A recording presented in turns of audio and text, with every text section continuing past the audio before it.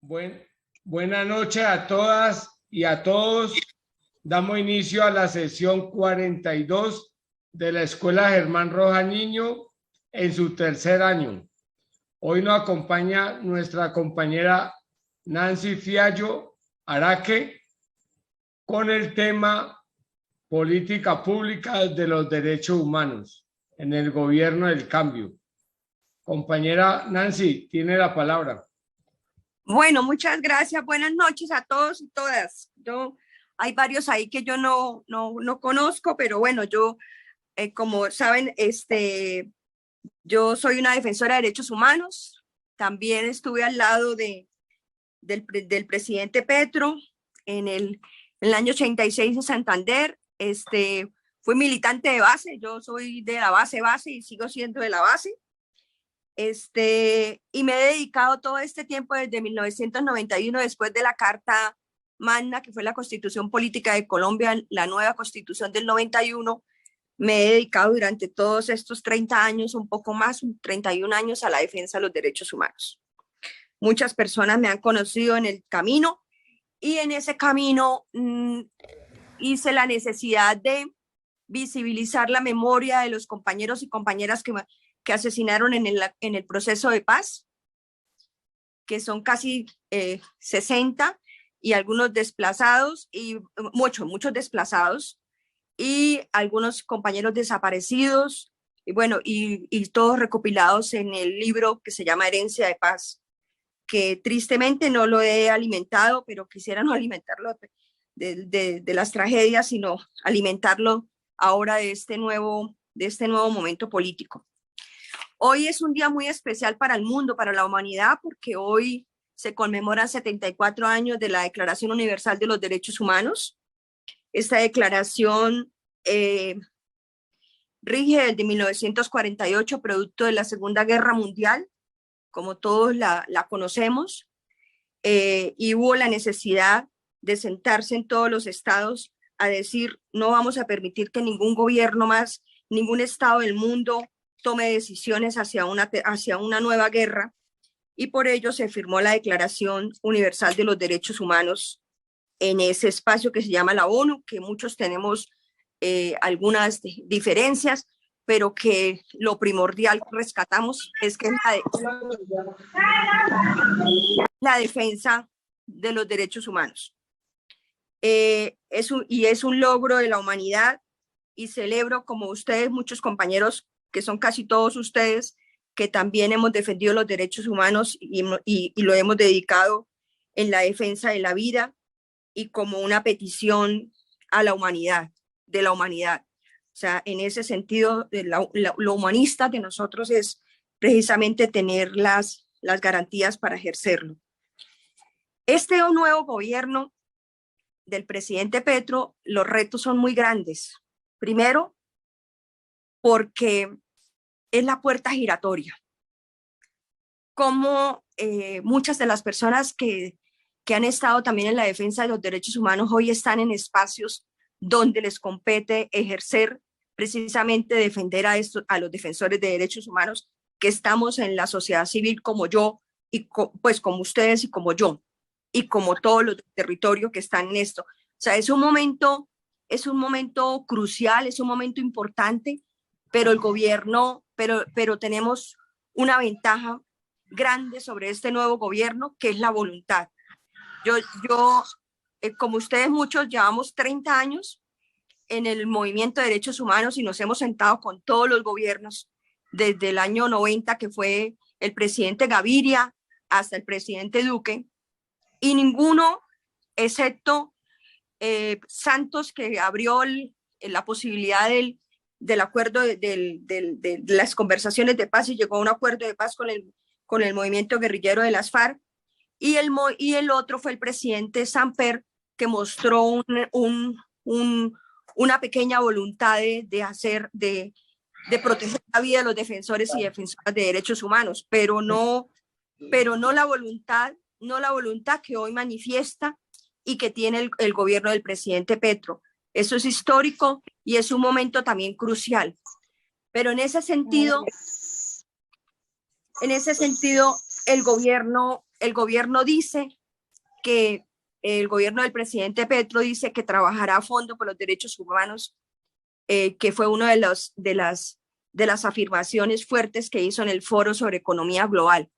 Y creo que esto lideró para el mundo quién era él y qué es lo que quiere hacer él y cómo proteger la vida de los defensores y defensoras, sobre todo en el tema de los territorios, porque los territorios son donde están matando más la gente. El 70% de los asesinatos han ocurrido en la parte rural, en los territorios, por la lucha por el tema del agua y la lucha contra las multinacionales y las compañías nacionales. O sea, eso es totalmente claro, conciso y con unas investigaciones fuertes.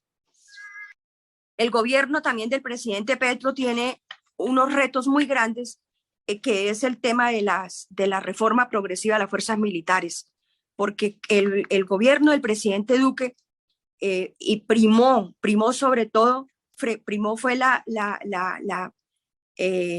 parte militar y no el deseo de contribuir a la defensa de los derechos humanos, sino privó lo militar. Y esto aumentó el conflicto en los territorios. Creo que una de las afectaciones que más hemos sentido los defensores y defensoras es que a partir del 2016, fue después de la firma del acuerdo, sale todo este grupo, el grupo de las FARC de los territorios, se concentran en otros territorios, se incrementa la guerra y esto conllevó a un desescalamiento demasiado cruel contra los líderes y lideresas, y en su mayoría la gente pregunta, ¿y por qué los están matando? ¿Y por qué matan a estas personas tan humildes? ¿Por qué no matan abogados o abogadas? Pero no, es que es la gente que está en el territorio defendiendo el agua, la minería, están luchando contra el fracking, están luchando contra la minería ilegal, contra la legal, contra que no destruyan la montaña, que destruyen los arroyos, que es el arroyo que trae el agua a la comunidad. Entonces estas personas se han vuelto enemigas de las multinacionales y las compañías nacionales e internacionales. Entonces ahí es un gran reto para el presidente Petro. También otra de las estas es que primó también no tanta la decisión como de las Fuerzas Armadas, del Ejército, de crear unos espacios, unos fuertes choques contra la comunidad, sino fue la policía. A la policía se le dio demasiada legitimidad, diría yo, que en el gobierno de Duque se vio eso. Entonces ellos tuvieron toda ¿cómo se dice? La fuerza y la libertad para desencadenar también conflictos y desencadenar también violaciones de derechos humanos, crímenes, sacarle los ojos a los manifestantes, dejarlos inválidos como tenemos muchísimos, dejarlos allanar, entrar, sacar, desaparecer. O sea, eso es uno de los grandes retos que tiene el presidente Petro con las fuerzas militares. Y al verse esto, cómo el presidente Petro ya empezó a luchar contra todo el tema de los territorios, del acceso a la información y la participación pública, el acceso a la justicia en asuntos ambientales, que es la famosa ley que sancionó, que es la ley del Acuerdo de Escazú.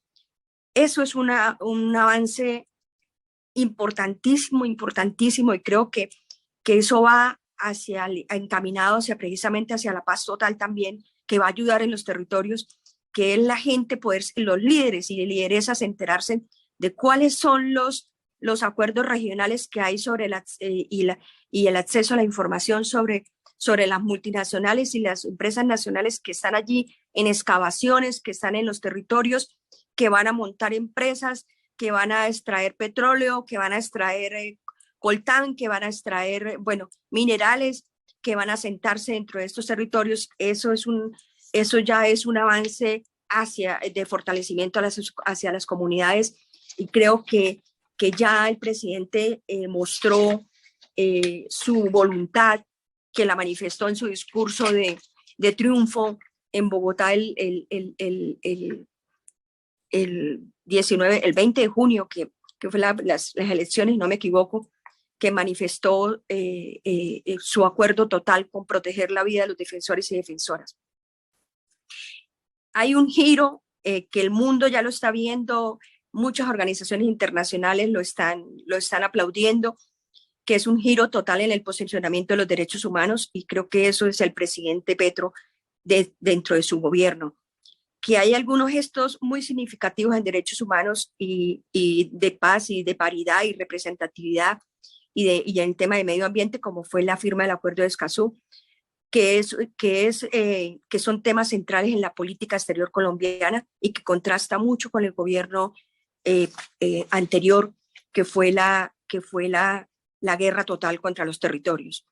Entonces, en esto creo que la política pública empezó a posesionarse ya. ¿Cómo se va a posesionar dentro de los ministerios, dentro de los diferentes ministerios? Ese es un gran reto que tenemos nosotros como sociedad civil para poder presionar a estos ministerios, a estos ministros de las diferentes carteras, cómo presionarlos para que se posesione el tema de paz dentro de su cartera política también, y cómo también garantizar ellos que van a respetar también la vida y el trabajo de los defensores en los territorios, que ese es el gran reto.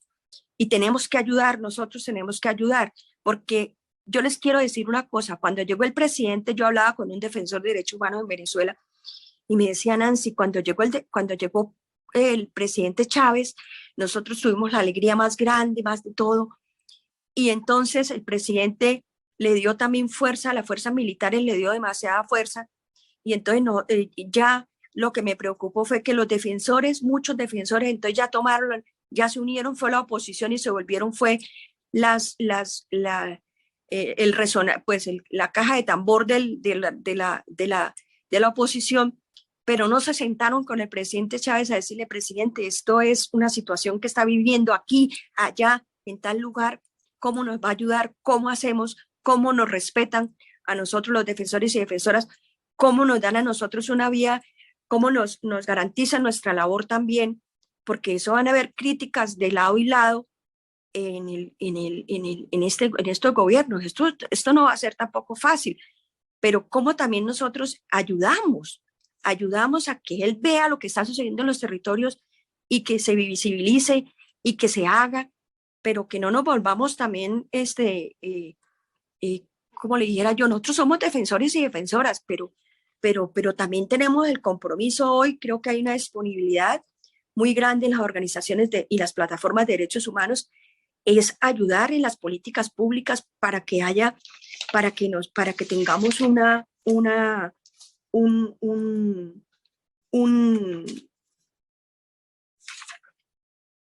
que tengamos dolientes en el tema de las políticas públicas, y que tienen que construirse. Lo que hemos dicho nosotros es que tienen que construirse estas políticas públicas desde abajo para que tengan un impacto arriba. O sea, si nosotros no construimos una política pública con las comunidades en materia de derechos humanos, va a ser muy difícil que se pueda gestionar desde el gobierno del presidente Petro. Pero la ventaja que tenemos con este presidente, con el gobierno de nuestro presidente Petro, el gobierno del cambio, es que es una política pública, que hay una voluntad dentro del gobierno, que hay una voluntad del presidente, que hay una voluntad de no esconder lo que está pasando, que recibió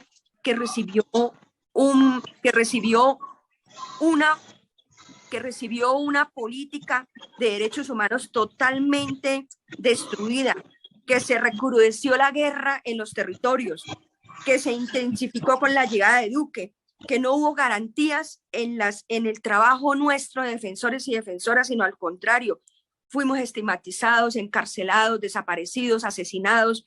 O sea, eso fue porque primó fue la guerra. Entonces, por ejemplo, el presidente Duque intentó como taparle a la comunidad internacional con la creación del PAO, que fue lo que manejó la ministra Nancy Patricia Gutiérrez, que ustedes recuerdan que la ministra manejó ese proyecto del PAO, pero en ese proyecto del PAO, nosotros todos, las organizaciones y las plataformas de derechos humanos, fuimos y nos sentamos con el gobierno de Duque y dijimos, uy, Dios mío, va a parar esta guerra, va a parar esto. Y resulta que no. Resulta que ese proyecto que presentó el gobierno del presidente Duque primó fue lo militar y no lo humanitario. Entonces lo que hizo fue intensificarse la guerra total. Las organizaciones, por ejemplo, las unidades de restitución de tierras, para que ustedes lo sepan, que hemos estado hablando con muchas organizaciones, estaba tomada por militares. O sea, estas organizaciones de víctimas le dieron, los trabajadores, los funcionarios en su mayoría son militares. Eran militares, ya no lo son. Ya llegó el gobierno del cambio y barrió y sacó y está ayudando a volver a darle confianza a las organizaciones de víctimas, porque eso creo que fue parte del reconocimiento de la guerra. Entonces, cuando el gobierno del presidente Petro, porque hay que decirle así, el gobierno del presidente Petro, se ha propuesto en avanzar hacia una paz total, creo que lo mejor que él puede hacer es le hemos dicho que es un plan de choque que permita abordar las problemáticas desde el conflicto. Si entra con la paz total, tiene que llegar a conocer qué hay detrás del conflicto para poder ayudar a las comunidades y trabajar directamente con las comunidades afectadas. Creo que eso es una de las políticas, de la política pública que el gobierno del presidente Petro va a fortalecer y va a hacer dentro de las comunidades.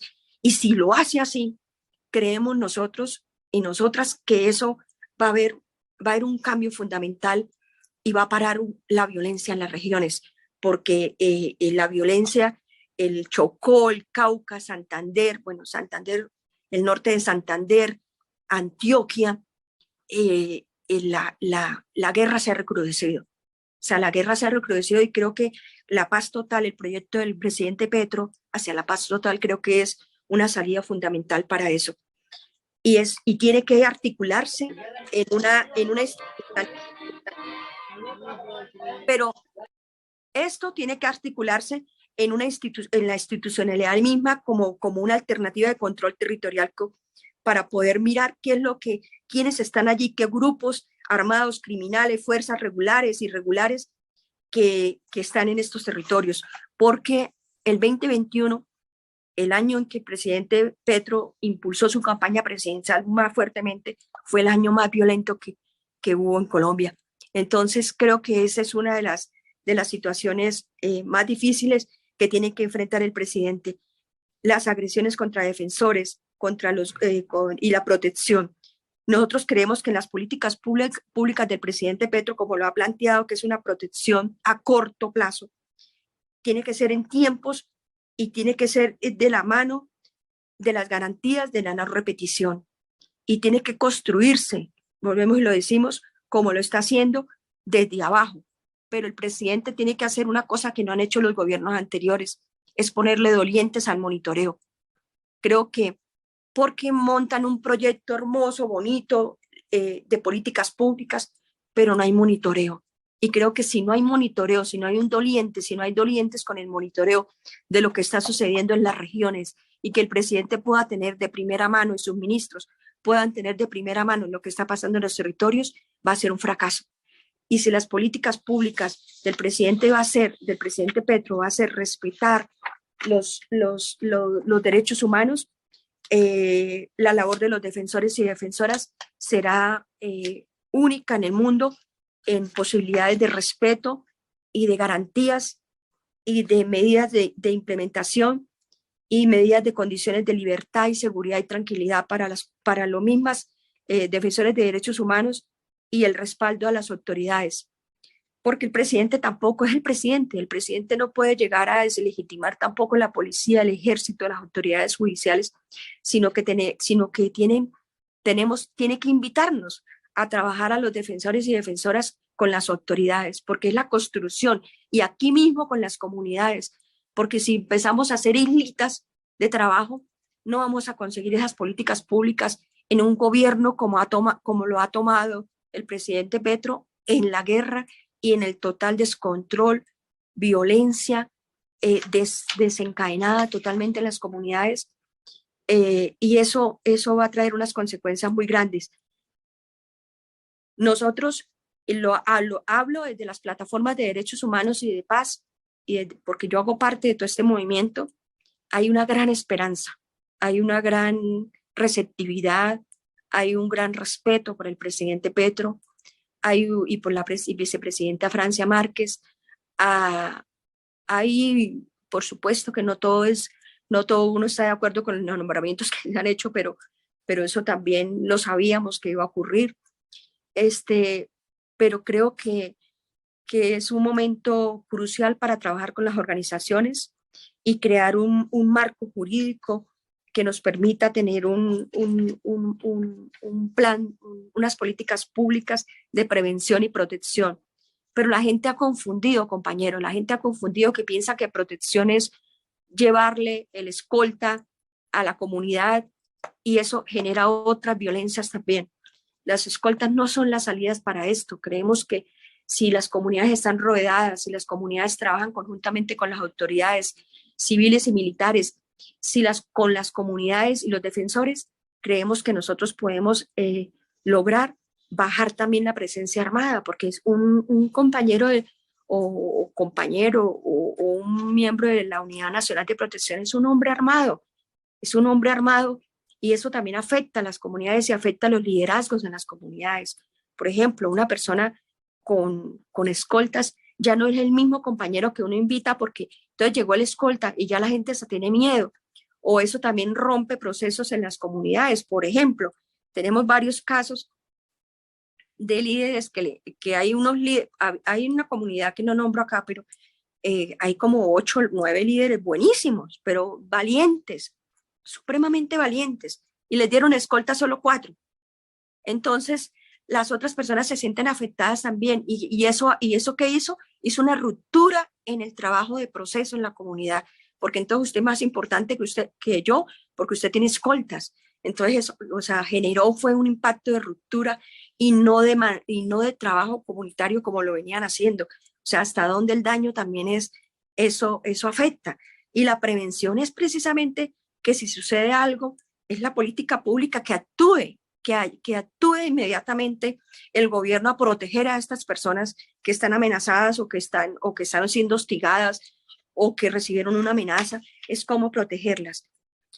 Todo esto está consagrado en la Declaración Universal de los Derechos Humanos. Hay un respeto y hay una plena voluntad del gobierno del presidente, y se requiere la voluntad que ya está frente a esto. Hay que desmantelar los grupos oscuros que están cometiendo estos hechos ilícitos en las comunidades. Ahí lo que hemos dicho nosotros es que es urgente crear una unidad especial de investigación, crear un cuerpo élite, unas garantías básicas para el ejercicio de la función de los jueces y servidores también públicos, porque también están atemorizados para poder ejercer también justicia, y un refuerzo de modelo de prevención también es necesario en la seguridad y protección de los territorios y las medidas de protección de más alto nivel. Un programa de reconciliación, convivencia y prevención, que esos son la política pública del presidente, y el programa integral de seguridad y protección de las comunidades y organizaciones. Creo que el gobierno del presidente Petro apuntó a beneficiar y a proteger a las comunidades, y creo que nosotros y nosotras tenemos que rodearlo en este plan de emergencia y protección para personas defensores de derechos humanos y firmantes del acuerdo de paz, porque hasta hoy yo siempre digo, si en el M-19 hubiera ocurrido esta catástrofe tan terrible que está viviendo las FARC, sería una cosa espantosa, porque han matado casi 400 firmantes del acuerdo de paz de las FARC, y entre ellos más 67 familiares, o sea, madres, padres, hijos, hermanos, tíos, que los han asesinado junto con ellos o fuera en otros espacios. O sea, la guerra se ha intensificado también contra las familias, y eso es mucho más grave, o sea, porque esto duele, esto, pues yo no sé si duele más, pero para mí duele más, o sea, afecta más tanto el movimiento como las mismas comunidades. Las agresiones contra defensoras de derechos humanos de todo tipo, pero se enmarcan más en el cuerpo de las mujeres. La mayoría de amenazas que llegan contra las mujeres siempre son contra el cuerpo de las mujeres. Cosas horribles que les dicen a las mujeres, pero tienen que ver con la sexualidad, que eso crea más pánico y más terror. Creo que esa es de los apuntes que hay que incluir en la política pública de prevención y protección y garantías de no repetición hacia el trabajo. ¿Y cómo se va a hacer esta estrategia? ¿Cómo se va a hacer esta estrategia de política pública para ejercer la labor de la defensa de los derechos humanos? Que el gobierno del presidente Petro proteja a estas personas defensoras de derechos humanos, que tiene que ser una política integral de defensoras como un reconocimiento, porque creo que algo muy bueno que ha hecho el ministro de Defensa, que lo hizo hace como un mes y medio en su channel Twitter, fue reconocer la labor de los defensores y defensoras de derechos humanos, y eso arropa frente a objetivos militares, arropa nuestro trabajo.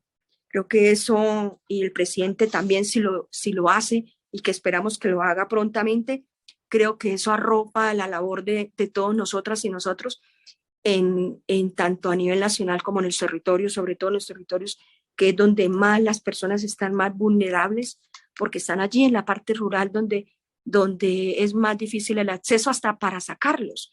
Nosotros hemos tenido dificultades hasta en los levantamientos para que la fiscalía vaya y haga los levantamientos a la SIJIN, porque el terror que también les da meterse en los territorios rurales es durísimo. O sea, eso, hasta en eso, hasta esa situación la hemos tenido que suplicar y pedir, en el respeto también al ser humano que estaba ahí defendiendo a las comunidades. También un trabajo que creemos que en la política pública también tiene que incluir el presidente Petro, que es el trabajo con las empresas y el sector privado.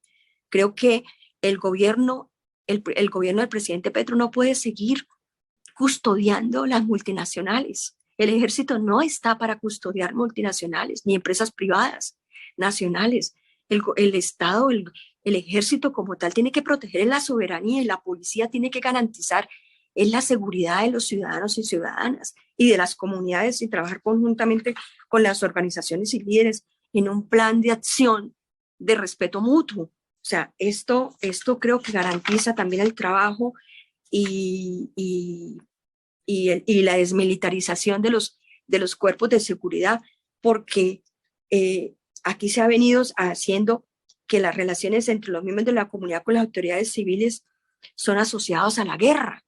O sea, la gente la estigmatiza. Usted del ELN, usted de las FARC, usted de las no sé qué, las autodefensas, usted es guerrillera porque usted fue del M-19, o sea, esto es estigmatizar y volverla un asociado a la guerra. Y cuando vuelven a un líder o lideresa o defensor de derechos humanos asociados a la guerra, se vuelve un objetivo militar. Y creo que en eso el presidente, en las políticas públicas, tiene que desmantelar precisamente estas organizaciones criminales para poderle dar protección y acompañamiento y arropamiento también, y respeto a la labor que hacemos los defensores y defensoras, y la construcción de una memoria y de verdad histórica. Creo que es necesario construir una memoria, porque muchos defensores y defensoras de derechos humanos han sido asesinados, y a ese lo mataron porque era un hijueputa guerrillero, a ese lo mataron porque era estaba aliado con los paras, a ese lo mataron porque estaba llevando no sé qué. O sea, está asociado, ha destruido la memoria histórica también, y eso afecta a la comunidad, porque la comunidad, por ejemplo, nosotros hemos estado en los territorios y la gente llora cuando le dice, ¿cómo es posible que hayan matado a este compañero que defendía el agua y vayan a decir que este era un guerrillero, un miserable, un traficante, un no sé qué? O sea, esa legitimación que afecta también no solo al liderazgo de las comunidades, sino también afecta su familia, sus hijos, su vida y su historia de vida que también hicieron por la comunidad. Y lo último que quisiera hablar, que también en esas políticas públicas tiene que haber cómo se crea también el sistema, cómo se depura, cómo se depura el Sistema Nacional de Datos y Archivos de Inteligencia y Contrainteligencia, porque creo que eso fue una de las afectaciones más grandes que ha conllevado a toda esta matazón, compañeros, compañeras, toda esta matazón, y lo hemos corroborado. No puedo decir aquí cosas muy, porque son investigaciones que están andando, pero estos archivos de inteligencia y contrainteligencia, estos perfilamientos y todo esto conllevaron, todas estas organizaciones de víctimas, como la Unidad Nacional de Restitución, que estaba llena de militares, y trabajando y conociendo también el trabajo de las víctimas, pues de los líderes y lideresas, ocasionaron también toda esta matazón. Creo que es necesario en las políticas públicas la depuración de los datos y archivos de inteligencia y contrainteligencia que maneja el Estado colombiano. En eso quería decirles, tenemos, creo que hay un ambiente muy positivo también de ayudar, tenemos que ayudar, vendrán críticas, por supuesto, también el presidente tendrá que aceptarlas cuando llegue un momento también que llegue a recibir críticas, pero creo que él tiene la disponibilidad, el afecto, el amor, conoce este país como nadie lo conoce, y creo que el deber de todos y todas es ayudar en que se construyan estas políticas públicas y estar ahí en la construcción de estos espacios. Creo que nosotros no podemos, en la historia misma, nosotros no podemos, y nosotras, apartarnos de la construcción de estas políticas públicas lideradas desde el gobierno del presidente Petro. Gracias, compañera Nancy. Compañera Nancy, compañeras y compañeros, abrimos el espacio de preguntas, de conversar. Entonces, ¿quién tiene alguna pregunta? Fabiola de Santander tiene la palabra. Acá, compañero. Acá, compañero. Fabiola. Buenas noches. Buenas noches, apreciados compañeros. Qué satisfactoria esta noche y gracias a la compañera Nancy Fiallo. Fabiola, perdón, ¿puede prender la cámara para que ella la vea haciéndole la pregunta, por favor? Es que estoy en modo sábado, pero bueno. No importa. No, que muy agradecida por la invitación y muy agradecida con la intervención que tiene la compañera Nancy Fiallo. Con el tema de que nosotros, voy a hablarles un momentico del papel que nosotras las mujeres ambientalistas y las mujeres defensoras del agua tenemos con lo que se viene. Yo personalmente pues soy casi la embajadora del agua aquí en Santander o en el páramo de Santurbán porque tengo mi finca, pero lo que nosotros visualizamos es que el tema es bastante caliente.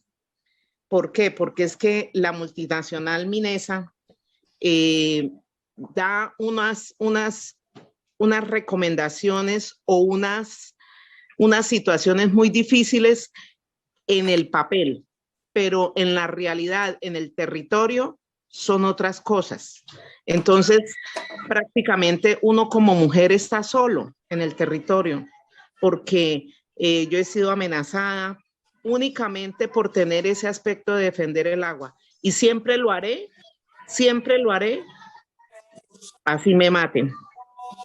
¿Por qué? Porque es que veo que, mire, hace más de un mes aplicaron unas plataformas al frente de mi vereda, donde es a 5 metros de la quebrada, una quebrada que tenemos, que es lo más valioso que nosotros tenemos. Entonces vemos en ese orden de que hicimos unas denuncias y las denuncias no fueron atendidas antes de que aplicaran las plataformas.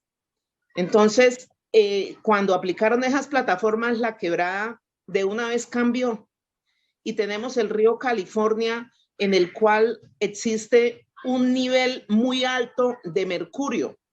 Entonces, cuando vemos estos diagnósticos de mercurio demasiado altos en el río California, entonces nosotros hacemos un análisis, ¿qué es lo que pasa y cuál es la responsabilidad de las multinacionales en Colombia con respecto a la contaminación de nuestras fuentes hídricas?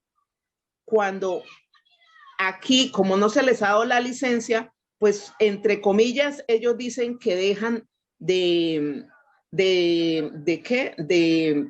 explotar, pero dicen, no, es que nosotros no estamos en ese aspecto, pero sí los socavones los dejaron abiertos y eso repercute a que los galafardos, entre comillas, los galafardos son aquellos mineros ancestrales que no son ancestrales a hoy en día, a 11 de diciembre del 2022, no son ancestrales. Son mineros que no tienen ningún control, están manejando dinamita, están manejando ese mercurio sin ningún control de densidad, ¿sí? Entonces vemos para todo este páramo de Santurbán nuestras aguas contaminadas. ¿Y quién se surte de esas aguas? Todo Santander. Entonces, precisamente ayer con la ministra de Medio Ambiente, la doctora Susana, que muy buena amiga, muy buena profesional, conoce el tema, nos defiende a nosotras las mujeres paramunas. Muy preocupante es porque cuando se maneja esa minería ilegal, porque allá en el territorio, lo digo aquí en esta reunión, no puedo yo salir a decir esto por fuera, porque la minería ilegal no tiene ningún control. Entonces, el tema es que no tanto el mercurio que está en el agua, sino aquellos metales pesados que a futuro tienen, de esos metales pesados tienen plomo, mercurio, arsénico, cromo, y que a futuro nos va a generar ¿cuánta gente ahorita no tiene diálisis debido a la contaminación del agua? Y a futuro vamos a tener embarazos. Compañera. Pero es que me toca el cuentico. Ya, un minutico. Entonces, el tema es este. Para poder, entonces, la pregunta es esta. ¿Cuál es el papel de la mujer con la gobernanza del agua? Siempre y cuando tener esa protección de los derechos humanos. Es eso. Sí, compañeras, porque yo en el territorio soy la guerrillera, soy la hijueputa del M-19, soy la no sé cuántas. Entonces, ¿cuál es el papel de nosotras las mujeres con el tema del agua? Esa es la pregunta, porque quería pues hablar. Y otro tema es que hay que pararle bolas mucho a lo de los TLCs que se firmaron para las multinacionales con respecto al tema del medio ambiente, porque hay que reformar esos TLCs, ¿sí? Porque vienen y nos hacen el daño en el territorio y fuera de eso nos toca pagarles. Entonces, y no es cualquier millonada, casi equivale a una reforma tributaria. Bueno, gracias, compañeros. Gracias, Fabiola. Tiene la palabra compañera Nancy. Vamos a escuchar a los dos compañeros para que usted haga recoja las tres preguntas. Andy, sí. Por favor. Andy. Sí, compañero. Muy buenas noches a todos. Mi pregunta va enmarcada, pero primero trayendo a colación la sumatoria de violaciones de derechos humanos con el estallido social hasta el día de hoy. Mi pregunta es, ¿cuál es el mejor antídoto para contener esa violación de derechos humanos hacia nosotros los jóvenes? ¿Y cuál es el marco jurídico para la defensa del agua, como decía la compañera? Muchas gracias. Compañero Daniel Gómez.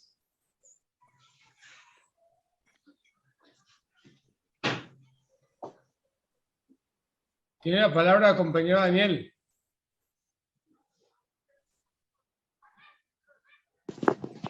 Micrófono, compañero, enciende el micrófono.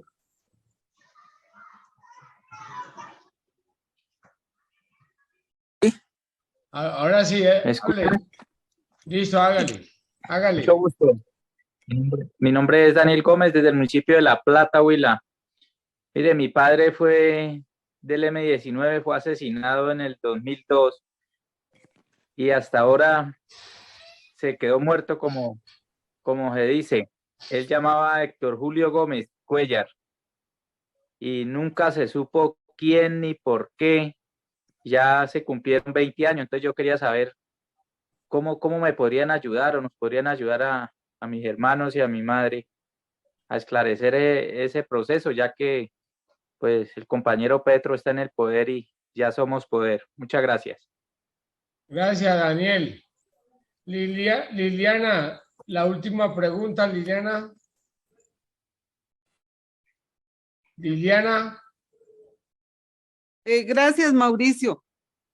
Yo pues quisiera saber en el marco, pues en el contexto que tenemos ahora con Petro en la presidencia, ¿qué cambios se pueden generar alrededor de la justicia y también de la prontitud? Porque pues muchos delitos que se han cometido, crímenes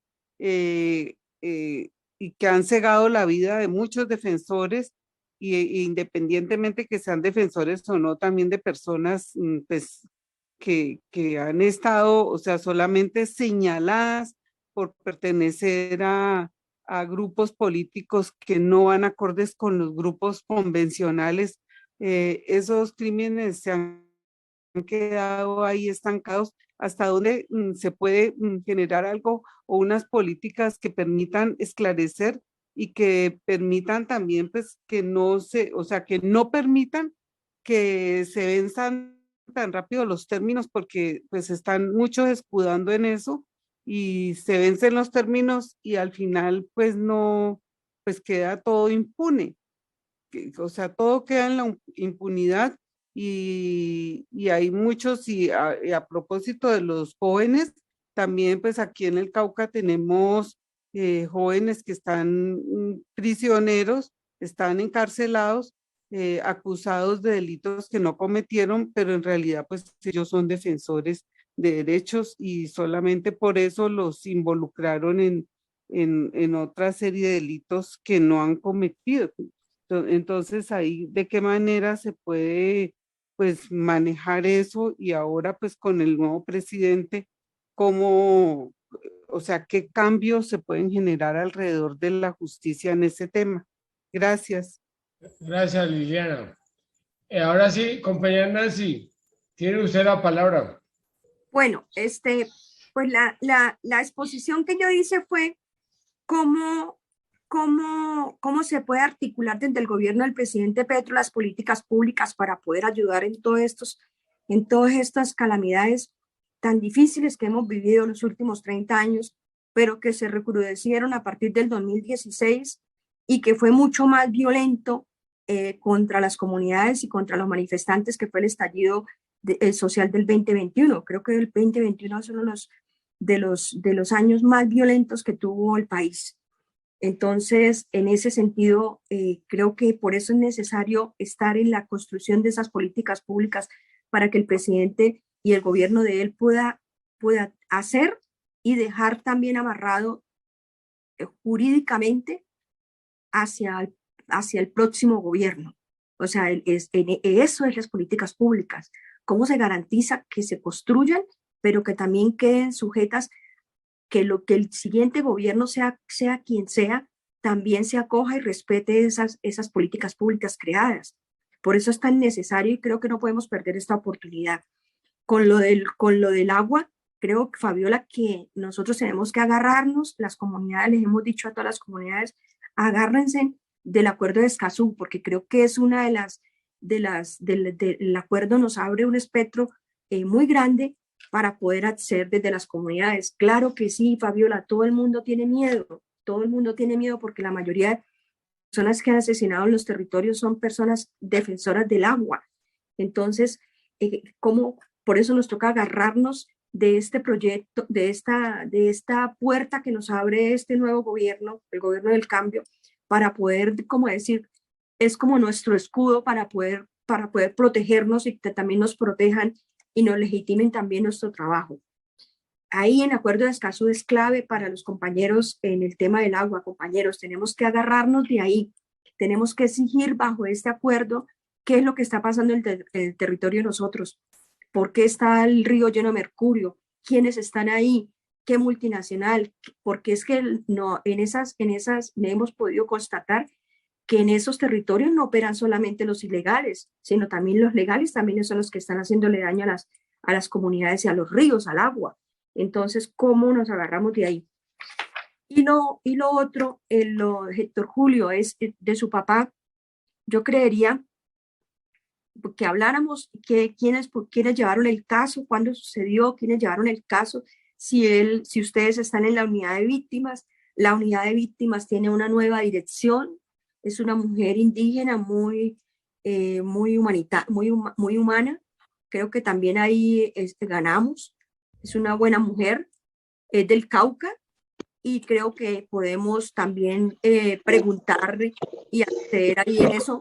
Me gustaría que Mauricio le diera mi teléfono y hablamos cómo podemos hacer y cómo también visibilizar también estos crímenes y poder buscar también el esclarecimiento de ellos, porque creo que tenemos que aprovechar también en temas de justicia. La justicia es un camino largo, pero si el presidente arropa la justicia, creo que si el gobierno arropa la justicia va a empezar a dar más resultados. Porque uno que ha estado ahí adentro es que dice un fiscal que pueda tomar decisión o que pueda presentar cosas, argumentos, de una vez los cambian para los territorios más alejados, como está pasando y como ha pasado. Un juez que pone una sentencia, de una vez lo trasladan para otro, para otro lugar. Entonces creo que hay también un terror dentro de la justicia, crear también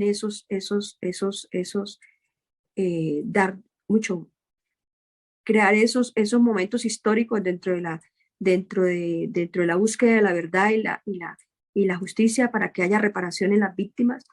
Creo que también es el miedo y el terror que los que nosotros vivimos también lo viven ellos y ellas. Eso es algo muy, muy difícil, que uno ve que ahí hay mucha gente muy buena, pero que no actúan porque el jefe no los deja actuar o porque tienen miedo.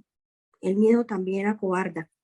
Y con el caso de los jóvenes que están detenidos, aquí el presidente Petro, el presidente del gobierno del presidente Petro, creó una comisión accidental que la coordina el representante Alirio Uribe, que es del Pacto Histórico, que es del Polo, pero hace parte del proyecto Pacto Histórico, que es representante de la Cámara por Bogotá. Él es el presidente de la comisión accidental y él está recogiendo todos los casos de los jóvenes que están detenidos en todo el país, porque la propuesta es que ellos sean gestores de paz.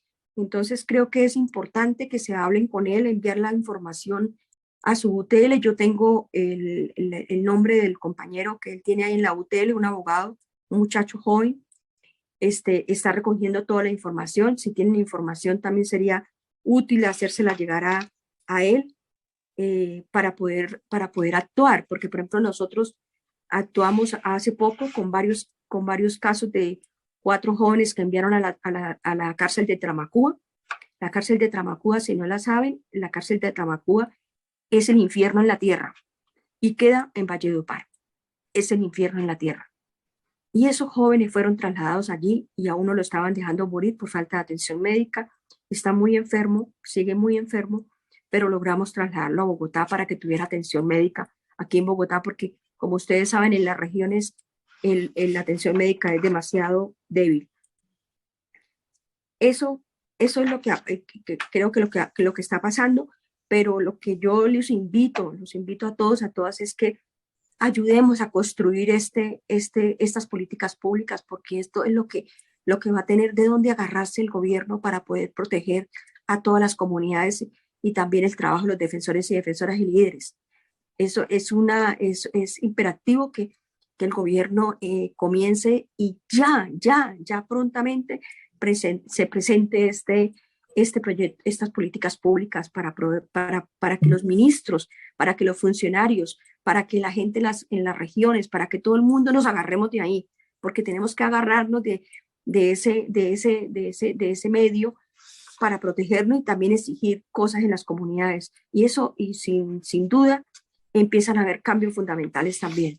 Entonces, los que están cercanos al presidente, allá que le hablan, yo no lo veo hace como, yo solo lo veo por televisión, le digan, presidente, es urgente, es imperativo, es ya las políticas públicas en materia de protección de derechos humanos para que las comunidades se sientan de dónde agarrarse y de dónde protegerse, así como está Fabiola, así como están los compañeros del Cauca, así como está el hijo de Héctor Julio.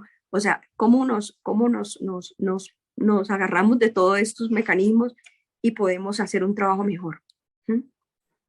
Compañera Nancy, tengo al compañero William Rivera de Bucaramanga con una pregunta. William, y después sigue Alexander Lozada. Buenas noches a todos y a todas, compañeros. Empiezo con esto.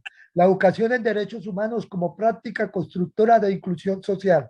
Yo creo, compañeros, que la importancia de la educación en derechos humanos viene desde la escuela. Y eso constitucionalmente, los compañeros saben que es así, que está la obligación.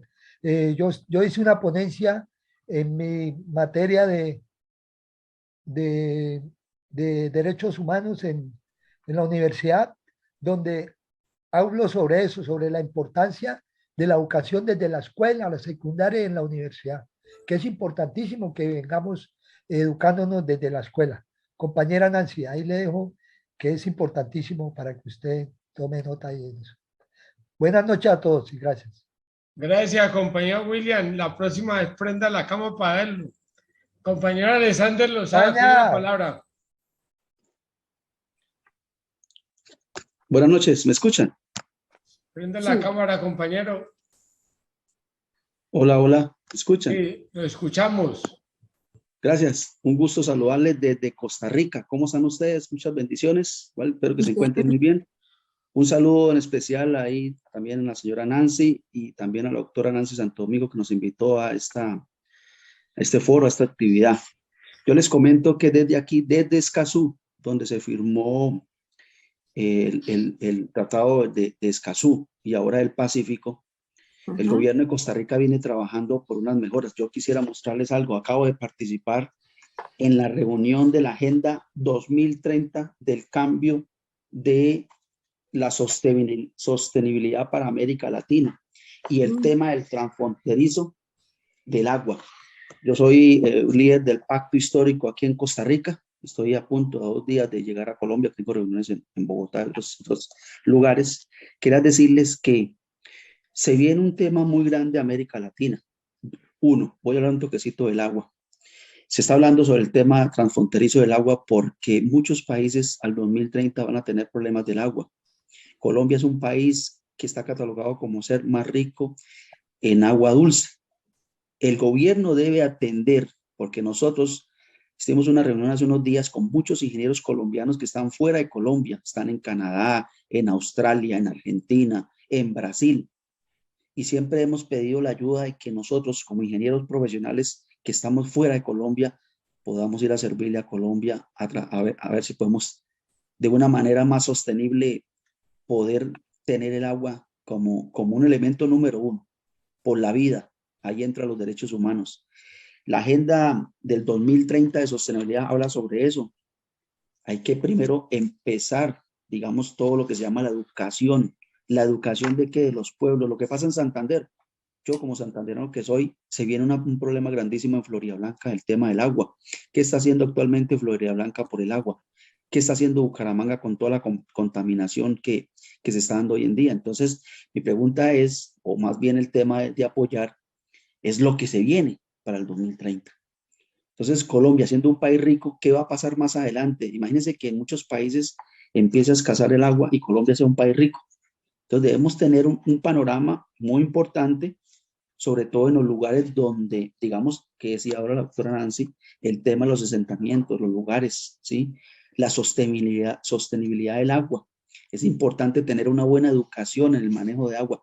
las contaminaciones que hoy en día que se están dando. Yo como ingeniero especialista que trabajo para el gobierno de Costa Rica en acueductos alcantarillados, son 25 años de trabajar para el gobierno de Costa Rica ha hecho unos enormes proyectos por mantener el agua, porque aquí el agua potable, digámoslo, no lo hay. El país se alimenta todo de dos grandes nacientes. Si esas nacientes se acaban, ¿qué pasa con Costa Rica? Entonces, todos estos proyectos se han venido hablando en temas de que Colombia tiene un futuro y ese futuro es el agua. Entonces decía que aquí, que siempre el gobierno debe trabajar por los niveles básicos, la vivienda, el transporte, la energía, pero sobre todo el agua. El agua es vida, el campo sin el agua no se puede, digamos, realizar todos los procesos productivos. Entonces va a haber una convención grande entre países y esto lo tenemos que nosotros llevar hasta allá donde está nuestro presidente y decirle, presidente, hay que empezar a trabajar por el agua, conservar el agua, tratar el agua, manejar procesos productivos, llevar agua a las zonas de la Guajira que se puede hacer.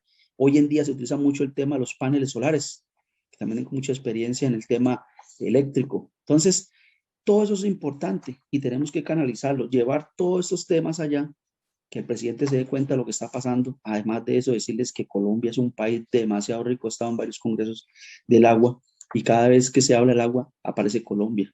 Han ido desde Costa Rica a hacer proyectos en Tona, en Matanza, Santander, en diferentes lugares, porque hay una cantidad de agua, pero ¿qué pasa? Que hoy en día los grandes productores están utilizando productos que están contaminando los ríos, las quebradas, todo lo que realmente es el tema de la producción del agua, pero digamos, por este caso, para Santander. Entonces, el páramo Sumapaz, el gobierno debe ya parar eso y quitar todas esas empresas, Minesa y todas esas que han llegado ahí, que eso es lo que está pasando en todo el mundo. Se le ha permitido a muchas empresas americanas venir y destruir terrenos y eso es, después ya no hay árboles, ya no llueve, ya escasea el agua. Entonces Colombia tiene que ir también por esa línea, no permitir que lleguen esas empresas porque ese es el pulmón de hoy en día de Bucaramanga, de Santander, está el páramo.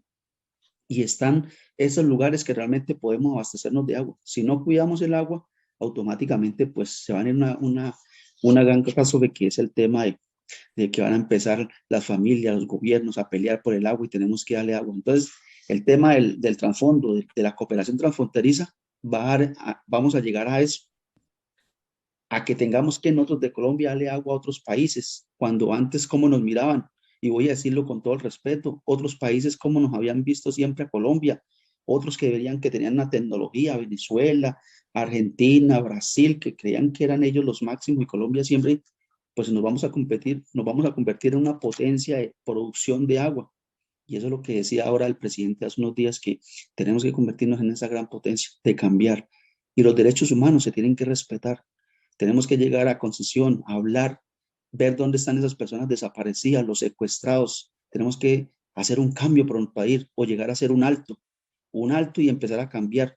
Esperamos que con este nuevo gobierno que hemos apoyado y que gracias a todos hemos sacado adelante este nuevo gobierno y que ha salido triunfante, pero todos debemos estar ahí y en especial ahí a la doctora Nancy, a las dos doctoras Nancy apoyándolo ahí desde este tema, es muy importante. Entonces, yo he estado con grupos de Colombia Humana reunidos con el tema del agua en Bucaramanga.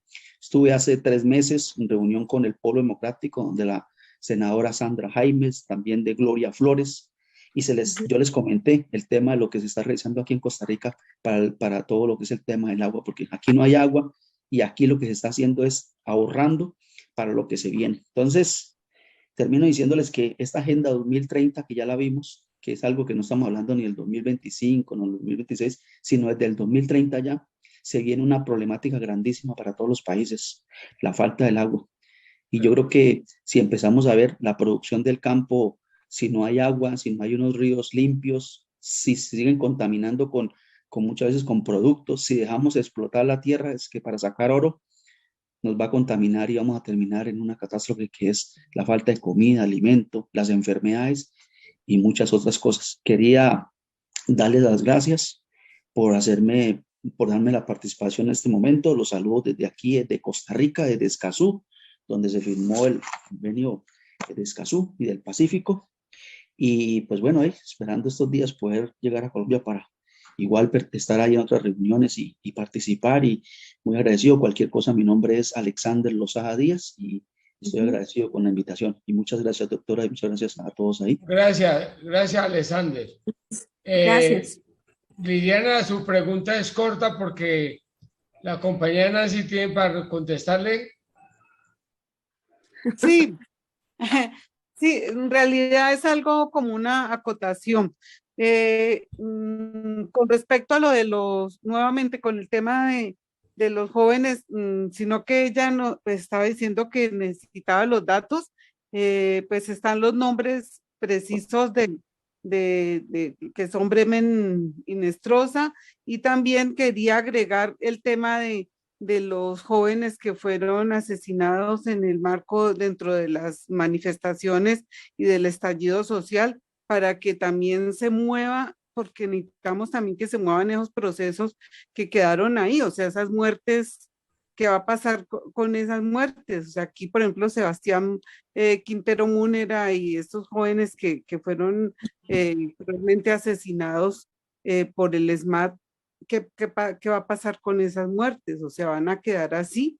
Y lo otro es con respecto a lo de la explotación minera y lo del tema del agua, que eso va estrechamente ligado siempre a las muertes también de líderes defensores, porque la mayoría de líderes defensores también están muy vinculados a la defensa de los recursos naturales. Y aquí tenemos Timbiquí, Guapi, López de Micay, en la costa pacífica, municipios donde se explota el oro y donde no hay ninguna ley, o sea, no existe nadie, o sea, ya es como si estuviera en otro mundo. O sea, no hay leyes y todo el mundo tiene, o sea, ya manda la ley del silencio, porque el que hable pues corre peligro. Y en el macizo colombiano también, donde nacen los principales ríos de Colombia, desde ahí está bajando, porque eso lo autorizaron y nadie supo, está bajando y vamos a tener años de ríos de mercurio recorriendo toda la geografía colombiana, y nosotros todos los colombianos consumiendo esa agua. Entonces el problema no solo es de escasez, sino también de la calidad del agua que vamos a estar consumiendo, que en unos años, pues no sé qué porcentaje de población habrá con cáncer. Gracias, Liliana. Compañera Nancy, usted para que conteste estas 3 intervenciones y cerremos el tema. Solicito que prendan las cámaras.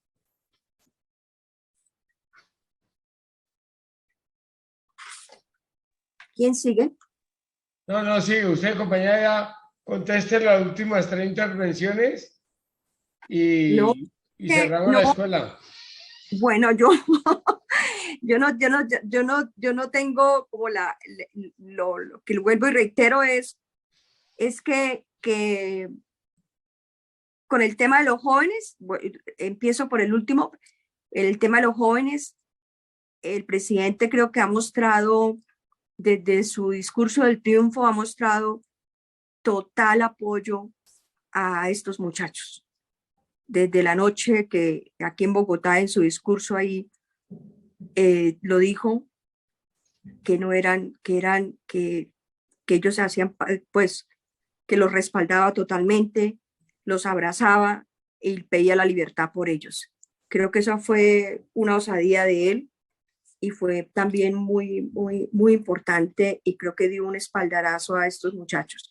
Eso no ha impedido que la Fiscalía de Barbosa se haya desencadenado un odio contra los jóvenes manifestantes detenidos de las primeras líneas, porque están empecinados en condenarlos, porque también han tenido un parlante criminal que ha sido la prensa.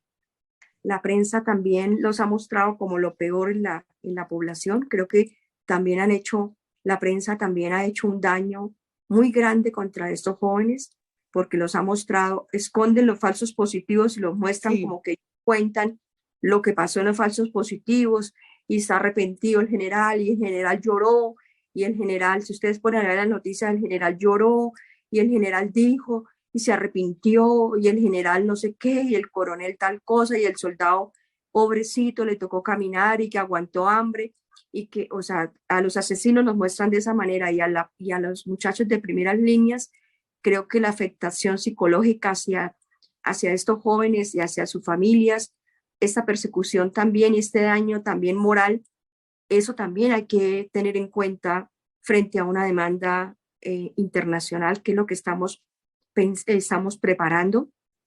Hay un grupo de gente pensándose en una demanda internacional frente a eso, porque el daño que también la prensa nos ha mostrado como los criminales, cuando estos muchachos no mataron a ninguno, sino simplemente se manifestaron y el delito es vandalismo y no merecen 14 años de cárcel como le han puesto a varios de ellos, 14 años, o los han mandado a la Tramacúa. Y los coroneles y los 19 coroneles y los 29 generales que dieron las órdenes para matar a todos estos jóvenes. Hay un general que está en un batallón y estuvo, más o menos tuvo sobre sus hombros cerca de 2011 asesinatos en falsos positivos. Está libre. O sea, y llegan, y además ustedes vieran en la JEP, tristemente, llegan con guardia, o sea, llegan con soldados de guardia, los soldados. Entonces nosotros le hemos dicho al ministro de Defensa, al doctor Iván, que, o sea, esto también tiene que hacer, eso, o sea, el ejército no se puede prestar para proteger a estos señores tampoco. Si ellos quieren seguridad, pues que las paguen o la soliciten si es que si es que peligra su vida y la unidad nacional también tiene que protegerlo o lo que sea, pero que el ejército no tiene por qué prestarse para hacerles guardia a ellos. Entonces, bueno, ahí hay unas cosas de justicia penal militar muy complejas que también es muy para entrar ahorita en ese tema, pero en ese lo quiero mostrar que hay un daño también moral y psicológico, no solamente a estos jóvenes, sino a sus familias y a sus comunidades que ellos representan, tanto estudiantiles o barriales o locales que ellos hacen parte, porque ellos participaron, muchos jóvenes de estos eran líderes barriales y se metieron al estallido social y lideraron cosas muy importantes. Entonces, ahí está, es muy complejo, pero creo que la voluntad que hay del presidente y su voluntad de que fueran gestores y de esta parte creo que va a ayudar muchísimo con ellos. Y lo otro es que el tema de lo que decía el compañero Costa Rica, el tema del agua es imperativo y por eso, compañero Alexander, es que están matando a los líderes. O sea, el 70% de los líderes asesinados en este país es por defender el agua. Y estas multinacionales están llegando a meterse dentro de los territorios. Y lo otro, para agregarle otra cosita con el tema de información que tenemos nosotros, es que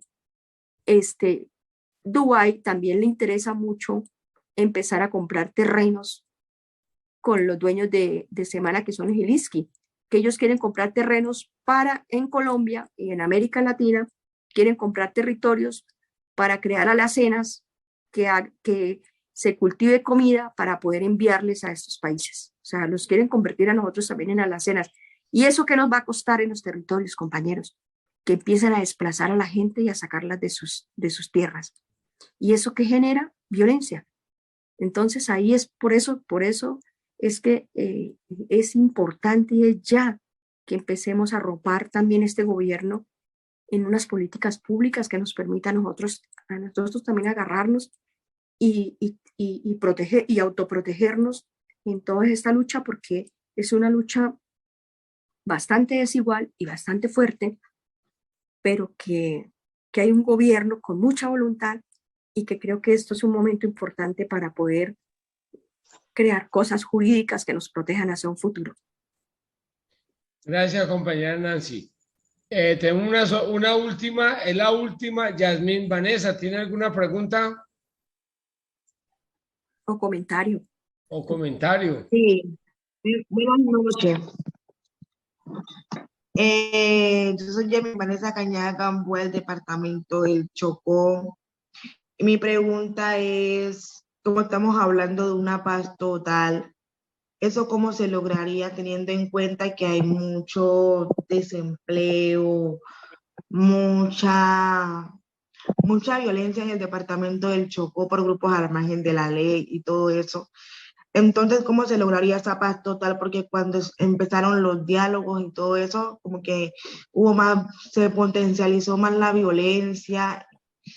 ¿Y cómo sería ese cambio, esa transformación? Gracias, Yasmín.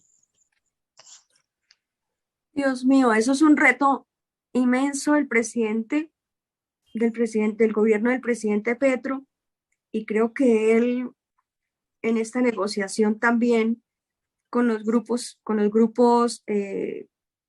las bandas y con los grupos del ELN y con las disidencias y con todo esto, que se quiere gobernar, que se quiere sentar y poder lograr la paz. Por eso le llama la paz total. Creo que hay hay dos retos principales en esto, que es disminuir la violencia y contener el impacto humanitario, porque el problema es que hay muchas comunidades en el Chocó, hay comunidades confinadas. ¿Cómo se manejan esto en todos estos grupos que tienen interferencia en todo lo que tienen, injerencia en toda la parte de la minería ilegal, de los cultivos ilícitos, de los acuerdos con los diferentes movimientos, grupos, tanto de las guerrillas, los disidentes y el clan del Golfo que está ahí? O sea, ¿cómo mermar esto? Y creo que una de las cosas es sentarse, es lo que está proponiendo, que es evaluar las políticas de lo que se llevó a estas comunidades, porque es que estas comunidades como Buenaventura, como Chocó, lo que se ha llevado son ejércitos completos, ¿no? Batallones, pero no se ha llevado lo social. Entonces, si no se lleva eso, si no se coordina con las comunidades, no, esto va de nuevo a fracasar. Nosotros creemos que si la paz total no se crea, no se fortalece de las comunidades, no va a poder prosperar este gran anhelo de paz que tiene el gobierno del presidente. Y porque el presidente Duque lo que hizo fue manejar los líderes y lideresas, darles un tratamiento de terroristas más que de comunidades. Entonces la guerra se desencadenó fue contra los líderes y lideresas y no contra los grupos que estaban allí, sean regulares o regulares, sino que incrementó también fue la fuerza militar y le dio tratamiento de terroristas a los líderes. Y ahí fue también donde los puso en la mira de estos grupos y ahí empezó toda la matazón que todos sabemos que a partir del 2016 se recrudeció en todos los territorios. Entonces creemos que hay que eliminar la dependencia de la población rural de los capitales de la cocaína. Creo que es mediante la sustitución, porque creo que una de los pilares de todos estos grupos también es la coca. Y si no podemos, y si no se maneja otras pautas como lo están haciendo otros países ya, que son productos derivados pues, que se crea, que le dé un cambio total a eso, que es el cannabis y la hoja de coca, ¿no? Que es lo que se está ahorita ya cambiando la política criminal. Es que mire, por ejemplo, ustedes van a Canadá, ustedes llegan a Colombia, cuando llegan de Canadá, y nadie lo requisa a uno en el aeropuerto cuando usted llega. ¿Por qué? Porque es que allá usted ya no necesita llevar cannabis, allá venden cannabis en cualquier esquina, o sea, en una tienda, pero eso lo controla el Estado. O sea, el Estado es el que controla todo eso. Entonces usted ya no, usted ¿para qué lleva marihuana o para qué lleva cannabis o para qué lleva cosas a Canadá si eso lo controla el Estado y allá lo venden en una tienda? Usted puede disfrutarlo, puede esto, y cuando usted llega a este país, por ejemplo, usted ni siquiera lo requisan, porque ese ciudadano o esa ciudadana, ¿para qué necesidad tiene de traer o de llevar? O sea, ya esa parte criminal ya dejó de actuar. Entonces, Creo que si si este país lograra dar ese paso, pues sería otro tema, ¿no? Yo dejaría ahí porque creo que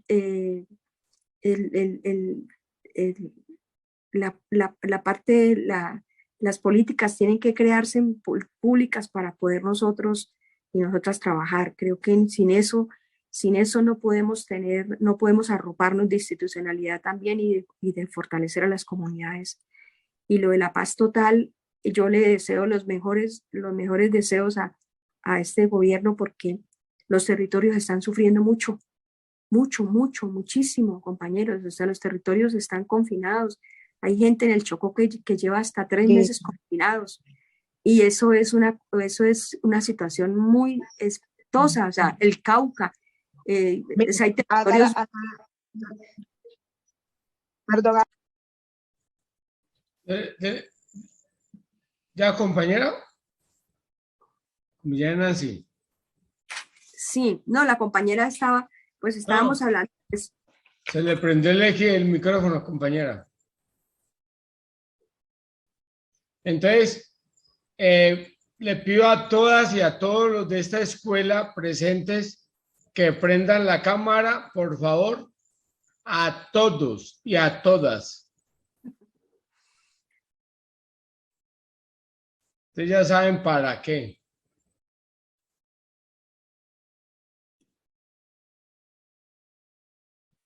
Hagámosle todos, por favor, todos y todas. Compañera Nancy Fiallo, Araque, la Escuela Germán Rojas Niño le quiere agradecer su compartir, estar aquí compartiendo con nosotros su conocimiento. Y hemos cogido como pequeña práctica despedir a nuestra invitada así. Todos, por favor. Aplauso. Para ustedes también. La cámara. Espérenme un momento. Gracias, compañera. Espere, que ya va a mostrar a alguien ahí para que vean los aplausos. Hey, Eugenia Aguilar, No. Yami Ortega, todos prendamos la cámara, por favor. Ay, uy, eso es lo más lindo que hay. Otro aplauso por eso. Bravo. Bueno, y ya le dimos el agradecimiento a nuestra compañera, porque es nuestra compañera Nancy. Quiero recordarles que ahí en el WhatsApp, a los nuevos y a las nuevas, mandé el teléfono de la escuela y allí se pueden mandarnos mensajes para nosotros mandarle directamente el link de la escuela y de los conversatorios. ¿Me escucharon? Muchas gracias. Entonces, Les hago una propuesta, que en ese link yo también les voy a mandar documentos de las cosas que estén dando, porque creo que tenemos que alimentar como todo esto, ¿no? Claro. Aquí, documentos y eso. Claro, Nancy, aquí en el interno me están diciendo que la citemos para la próxima reunión. Nancy, ya lo tenemos para... Hey, Nancy, mire, destape la cara. Destape la cara. Quítelo, bájelo. El teléfono. Nancy, No. ese libro ya está en la biblioteca de la literatura Ahí estoy del bien. M19.